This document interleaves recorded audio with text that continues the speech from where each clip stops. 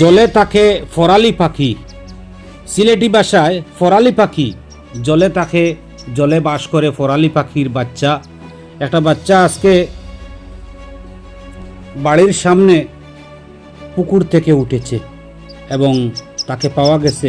ছোট্ট এই বাচ্চাটি পাওয়া গেছে আমাদের বাড়ির পুকুর পাড়ে এবং সে ছোট্ট হলেও খুবই চঞ্চল প্রকৃতির।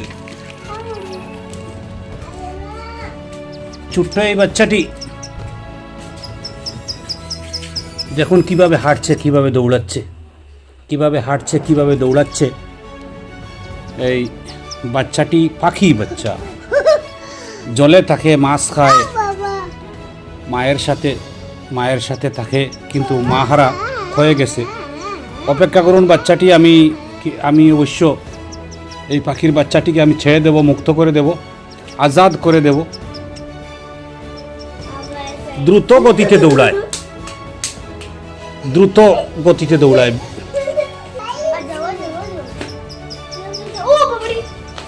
খুবই দ্রুত চলে।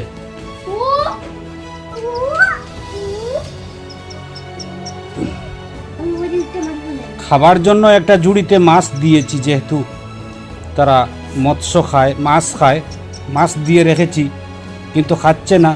রাত্রেবেলা এখন রাত্রিতে যদি তাকে কোনো দিকে ছেড়ে দেই, হয়তোবা অন্য কোনো পশু, অন্য কোনো বিড়াল বা শিয়াল জাতীয় পশুরা, প্রাণীরা খেয়ে ফেলবে। তাই তাকে সকালের অপেক্ষা করছি, সকাল হলে তাকে আমরা ছেড়ে দেব, আজাদ করে দেব।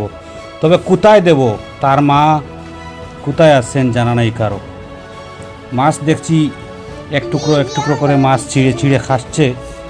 খুবই সুন্দর ফুটফুটে এই শিশুটি, দুধ শিশুটি। তবে চলাফেরা খুবই দ্রুত, তেজ গতিতে চলে, একেবারে চলাফেরা দৌড়াতে পারে।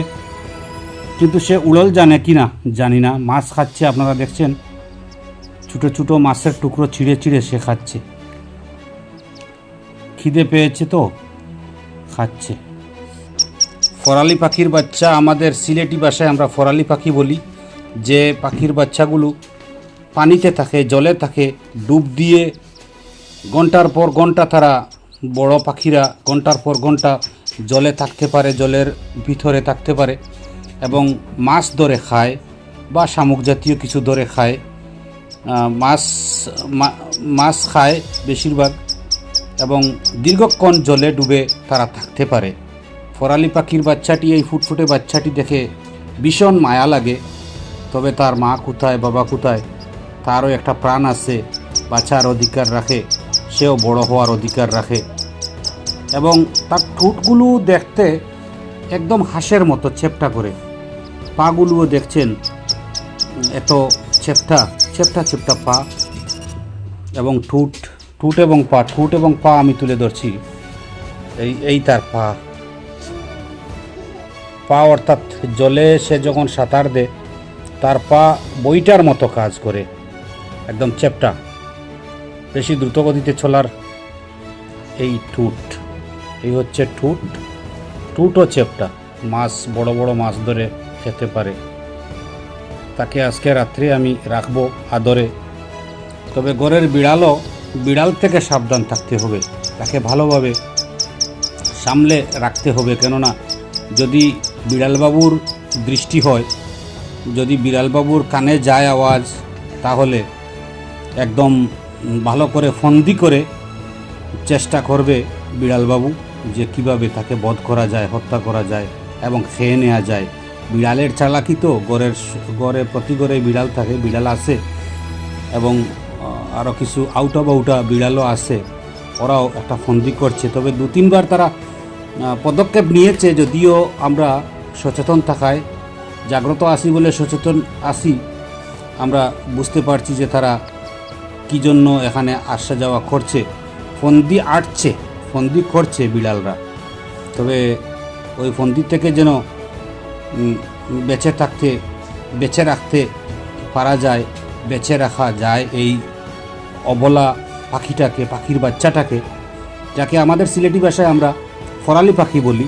আপনি কোন অঞ্চল থেকে দেখছেন, আপনার অঞ্চলে এই পাখিটার নাম, এই পাখির অবলা পাখি বাচ্চাটির নাম কি, অবশ্যই জানাবেন। আগামীকাল সকাল সূর্যোদয় হলে ঘুম থেকে জেগে প্রথমে তাকে কিছু খাওয়া দাওয়া করাবো এবং তারপর তাকে আজাদ করে দেব, ছেড়ে দেব। তবে কোথায় দেব, কোথায় যাবে, তার মা কোথায়, ওরা কোথায়, বড়রা কোথায়, তার সন্ধান যদি পায় আপনারা দোয়া করবেন, আশীর্বাদ করবেন। এই অবলা প্রাণীটা, এই অবলা শিশুটা, পাখি শিশুটা, দুধ শিশুটা যেন তার মার কুল ফিরে পায়, আপনারা দোয়া আশীর্বাদ করবেন। আপনার অঞ্চলে কি নামে আপনারা ডাকেন এই ফরালি পাখিটাকে? সিলেটি ভাষায় আমাদের অঞ্চলে আমরা জল পাখি বা ফরালি পাখি বলে আমরা চিনি, আমরা ডাকি। আপনার অঞ্চলে এটার নাম কি, অবশ্যই জানাবেন।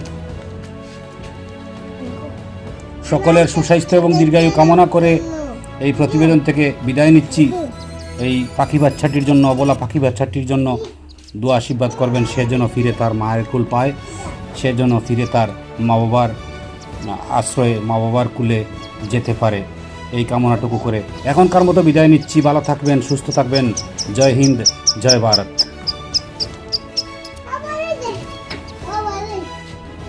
সুন্দর সুন্দর করে ডাকতে পাচ্ছে।